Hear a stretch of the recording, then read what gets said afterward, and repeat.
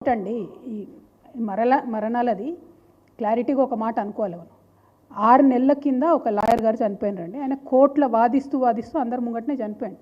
Heart attack వచ్చింది అని చెప్పిండ్రు. అది 6 మంత్స్ అయిపోయింది. ఆ తర్వాత ఇంకొక హత్య జరిగింది భూపాలపల్లిలో.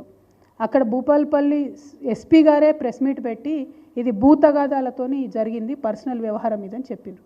ఆ తర్వాత నిన్న మొన్న దుబాయ్లో ఎవరో వ్యక్తి చనిపోయినారు, ఆయన ఏదో నిద్రలనే చనిపోయింది అనేటటువంటి విషయం ప్రధాన పత్రికలన్నింటిలో కూడా వచ్చినటువంటి విషయం. వీటన్నిటికీ మా పార్టీకి మా కుటుంబానికి ఏం సంబంధం అండి? దీని వెనుక మేమైతే కుట్రకోణం చూస్తూ ఉన్నాం. డెఫినెట్గా ఇది కేసీఆర్ గారి కుటుంబం మీద కుట్ర తప్పితే ఇంకొకటి లేదు. ఎందుకంటే సంబంధం లేనటువంటి ఇండివిజువల్ ఇన్సిడెంట్స్ అన్నింటినీ పట్టుకొచ్చి ప్రధానమంత్రి గారిని కలిసిన తర్వాత మాట్లాడడం అంటే డెఫినెట్గా దీని వెనుక కుట్రకోణం ఉంది. నేనే కదండి డైరెక్ట్ సాక్ష్యం, బలైంది నేనే కదా, నేనే సాక్ష్యం ఉన్నా ఇక్కడ. సో డెఫినెట్గా కుట్ర ఉంది. నేను ఇవాళ ఈ పత్రికను చూపించడానికి కారణం ఏంటంటే నాకు ఆ పత్రిక మీద అక్కసు కాదు, ఈ హెడ్లైన్ చూడాలి. దేని ఆధారంగా ఈ హెడ్లైన్ వచ్చింది?